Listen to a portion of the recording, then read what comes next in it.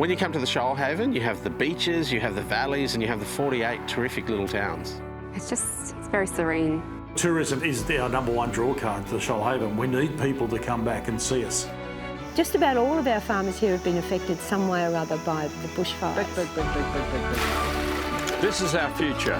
Kangaroo Valley's been known for a long time as a centre of the arts. This is a really special landscape that we see, and this was blackened.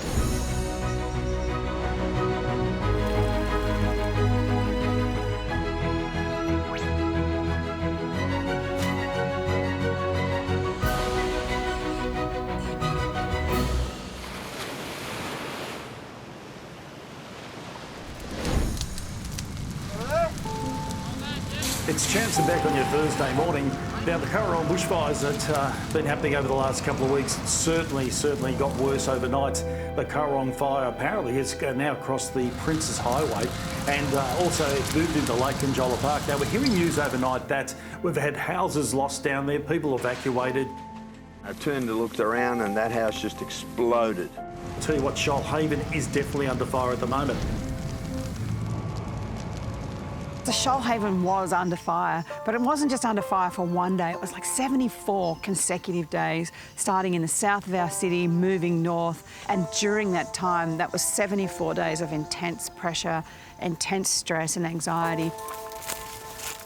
So where we're standing today is like one of those examples of how things are starting to recover.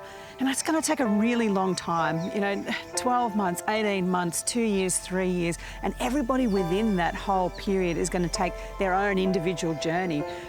What's around us now bouncing back, this is 9 months after the tragedy. I've never seen a mass flowering of grass trees. But for humans, that bounce back takes a bit longer.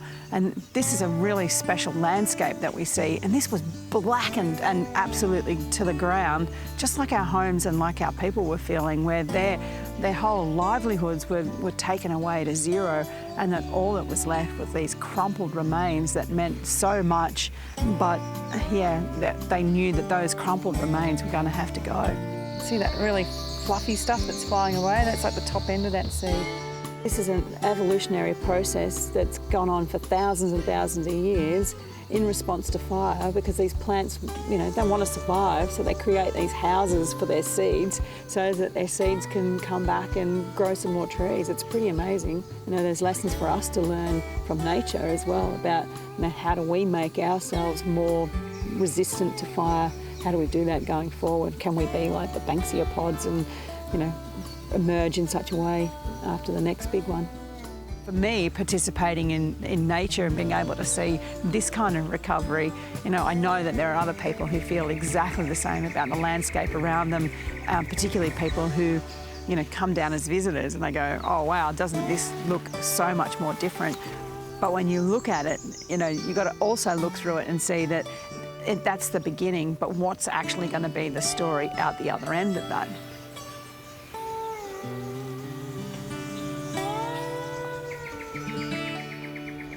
We've had droughts, we've had fires, we've had floods, and we've had COVID. The valley, to me, is a very unique place. It's a very positively energetic place, encapsulated by, I suppose, the fact that it's a natural valley too. It's a true valley. One way in, one way out. You can't skirt the escarpment.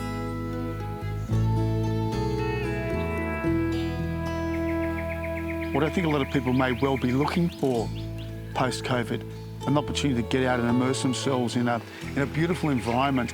I think for a lot of people, they've realised, hey, hang on a minute, maybe we might have to change our life a little bit if we're to appreciate what life can give us back. And somewhere like Kangaroo Valley is a special place to actually do that.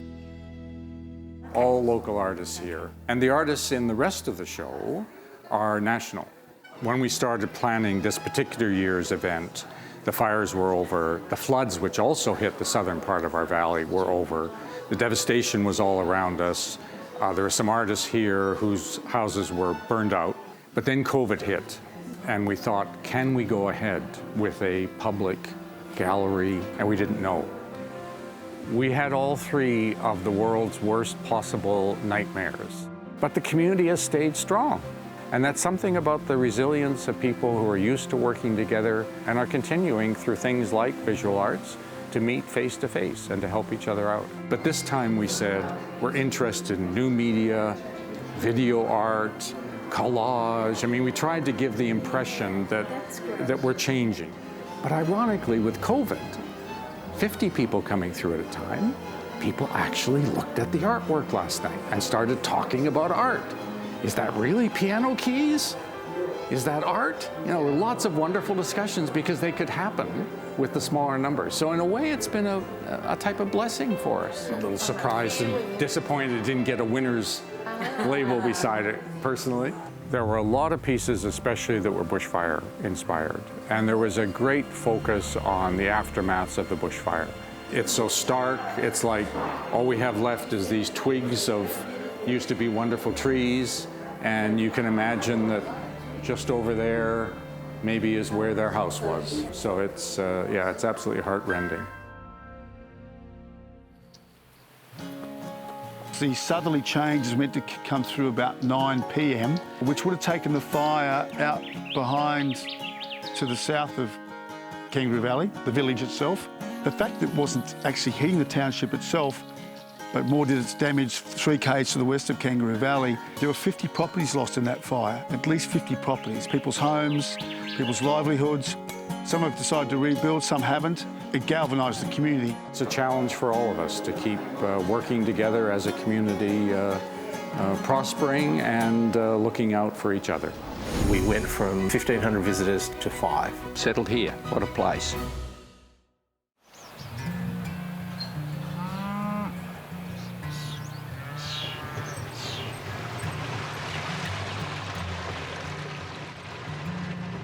I'm Garth Chitty. I'm a 3rd generation dairy farmer in Kangaroo Valley. Okay guys, feed time, breakfast. We came out from Ireland in the 1880s and settled here. What a place to settle. This is our future. Every one of these guys will come back start milking and giving us milk in a bit over 2 years' time. Theoretically, they're about 5% better than their parents, because we're using computers to do all the mateys. No romance here. Everything's as arranged marriages. Kangaroo Valley, just after the war, there were about 65 to 70 dairies. Today, there's 5 of us, but with technology and with the young minds that most of the farmers have, we've progressed tremendously. So that 5 would be producing 4 times the amount of milk that 65 farms would have. Come on, guys. There you go, mate. All right. The great thing of recent, we've had a big explosion of people coming to the valley because of its beauty. We're seeing very unique homes being built.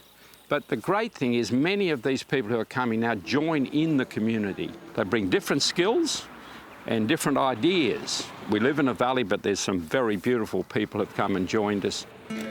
We started working in restaurants down here and then sort of got our scope of the land, and we decided to do our dream, which is this deli. What we've got here is our grazing board. So we've got today's panna de casa to go on the side. We pickle our own purple cabbage. We've got some beautiful triple cream brie. We wanted to sort of replicate what we found in Europe, and the South Coast is amazing. It's close to the coast, so the produce is epic. Here we are making our lovely gluten-free option for our sort of morning goods. As they're baking in the oven, they just smell incredible. And generally they sell before they even come out of the oven. If you're going to have something, have that one treat with that one coffee in the morning. I say you might as well have a good one. So You'd have to say that those educated professionals are a larger proportion of the population now than the old locals. We're part of the beauty. That black and white cow standing on a green paddock eating happily and people taking photos. It's just a love of what you're doing. You see, I don't consider I work because I love what I do. And if you're loving what you do, find what you love to do and do it, and you never work again. Come on, girls. Beauty is, in one way, my enemy, because people are coming and wanting to live here, and it's pushing the land value up too high for me to expand or for my son to expand. So whilst it's a good thing, it also has its downsides. But really for the last 10, 15 years, progressively the town has continued to move further and further up market with wealthier people coming here as a place to hide, as a place to holiday, as a place to just get away from the pressures of the world. You've got to be in quick if you want to buy a house in Kangaroo Valley.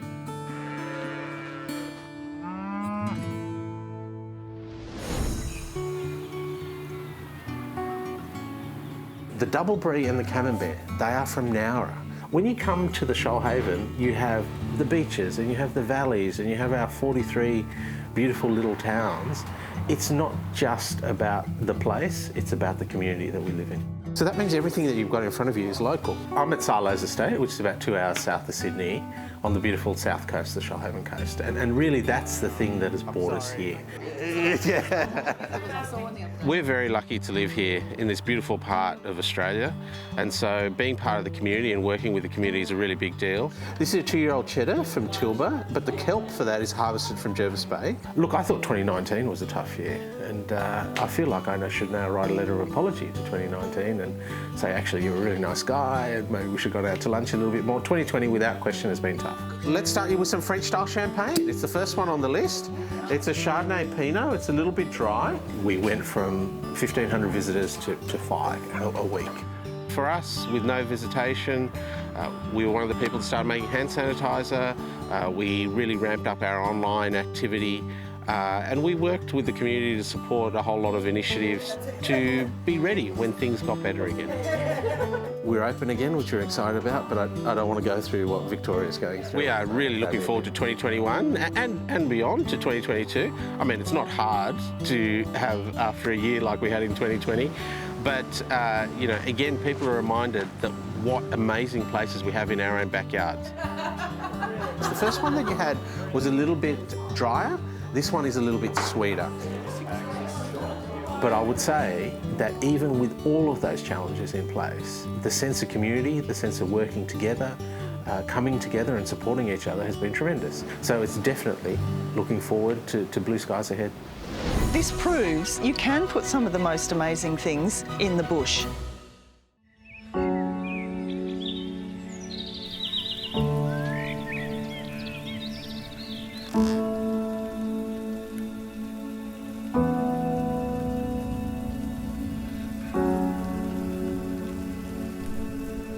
Bundanon was an incredibly generous gift of philanthropy, especially at the time it was given in 1993. It's a really unique example of how people can give back.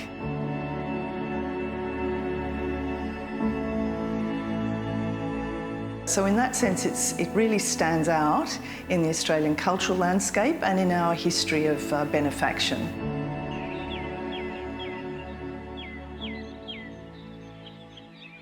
When Bundanon was first given by Arthur Boyd and his wife Yvonne, it was always Arthur's intention that the artworks, the incredible 4,000 artworks that they gave, should be housed in a wonderful art gallery on the site.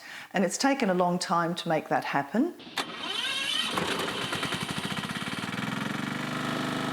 We're building an incredible new art museum on the property so that people can come and enjoy the artworks that we are looking after, but also enjoy the works of lots of new Australian artists who have come here to create works as part of Arthur's vision for the property. This will enable so many more people to be able to visit Bundanon. Our current visitation is around 20,000 a year, and we're expecting once the gallery's in full swing, that will be closer to 50,000. So Bundanon won't just be offering the art museum, we'll also be offering walks, programs, events, concerts. And one of the reasons the design was chosen is it's very sensitive to the original 19th century buildings that are at Bundanon, such as the homestead. This painting is called Reflected Kangaroo by Arthur Boyd. It was painted in the mid-1970s, and it's a kangaroo. It's all black and possibly charred, leaping out in fright away from fires that had been recently in the area. And you can see that the landscape is quite devastated and bare. The fire came from the south. It did impact on the property. It jumped the river at a number of places. We were quite vulnerable. So we relocated our collection, including all the artworks, a lot of the archive, many of the major significant pieces off-site and up into Sydney. It was a very, very stressful but also a great relief to know that the collection was really being looked after, and knowing that we would be able to bring it back to this wonderful new art museum that will be able to protect it from those future events. One of the things that's amazing, particularly I think about the gallery, is that it's actually embedded in the landscape. We've taken the whole hill away, built a gallery, and we're putting the hill back. And the important thing that does is completely protect against fire. This is a real benchmark project for the way that cultural infrastructure can be built in future.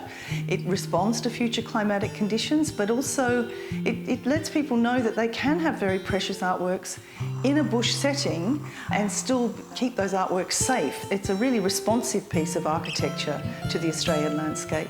It's a big change for Bundanon and a very big change for the Shoalhaven to have such a highly developed, ambitious facility right on its doorstep. Oh, wow! Look at that view of the river. Wow. Well, you will get new views of the river from up here when it's finished, when you're on that bridge. You will get a whole new way of seeing the Shoalhaven River, I reckon. We're really excited about opening this new gallery and creative learning centre and visitor hub at Bundanon, and we're hoping that we'll all be finished by the end of this year, 2021, and certainly by 2022 everything will be in full swing. So we're in Kangaroo Valley on Mossvale Road, just north of the Hampton Bridge, and we're transferring this area that was an old BMX track into a pump track. The reason I'm here, the reason we're building this is basically to give back to the community, something for the younger kids in KV to use and hopefully enjoy. We kind of had the idea for the track and we're getting everything up and running, must have been towards the end of 2019, and then the fires kind of came through 2020, so we had to slow down a little bit. It's always been a community project and about the community being involved, and it obviously wasn't the right time to push community people to come and help after the fires. Then we kind of had a bit of recovery from the fires and we're again starting to get a bit of momentum, and then the COVID thing hit. So that space will be really good for a nice park area, our little kiddies track there, and then we can get some picnic tables and stuff up there later on, which will be good. We can't build something here which is going to be fantastic for a seasoned professional. You need to cater for kids on balance bikes right up to the local kids here, which are sort of intermediate, riders developing their skills. So it's really been a grassroots community thing, which it kind of had to be, I guess, to be successful and get everyone behind it. And yeah, the end result is this massive, big resource that will be awesome for Kangaroo Valley. That's something that's unique, I think, to small towns like Kangaroo Valley. And Kangaroo Valley is a great example of a community working together to make things happen. Just about all of our farmers here have been affected some way or other by the bushfires. Big. Big.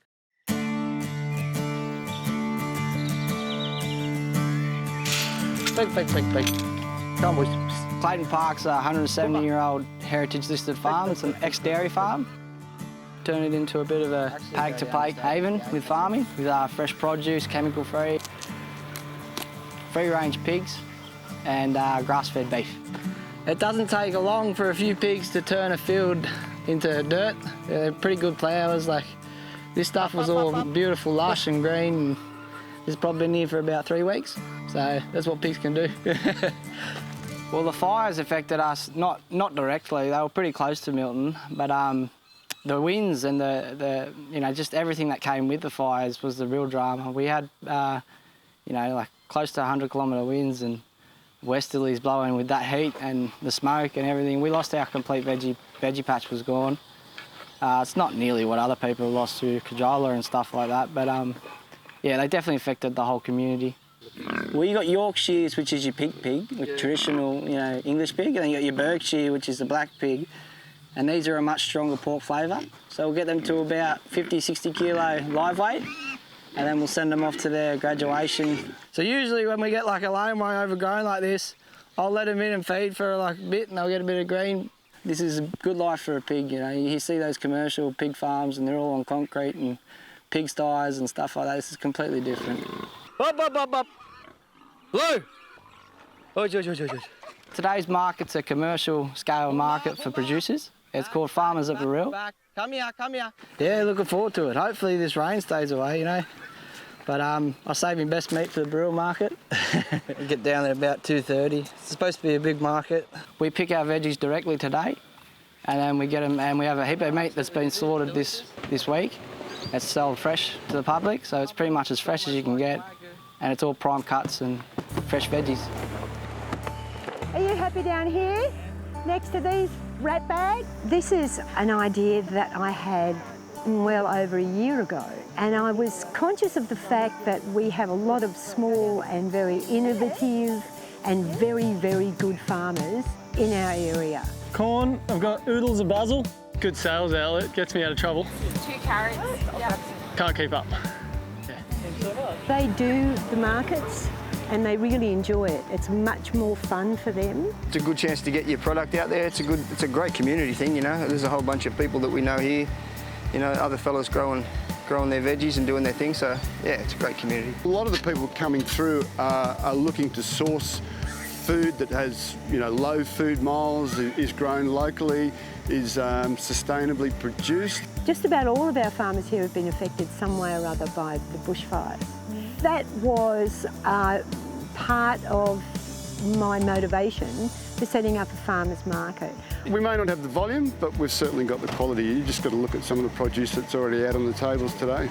I'll just get through here to load up. Oh, that's the mushroom. Yeah, they're the ones that are going hot. Yeah, I think there should be some tomahawks at the back here. Or I've got some more hidden inside that bin. Yeah, there's 3 in there. There's rums. There you go. Thank you. You'll enjoy them, man. Thanks, mate.